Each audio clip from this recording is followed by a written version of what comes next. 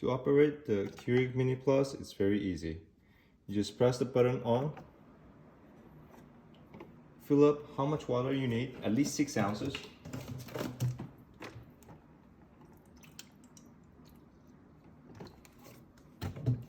Close the water lid. Put one pod.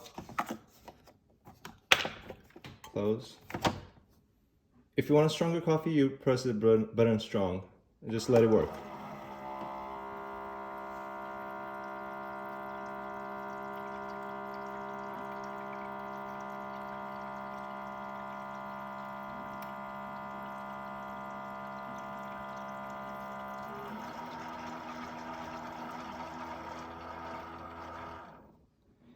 It will stop making noises.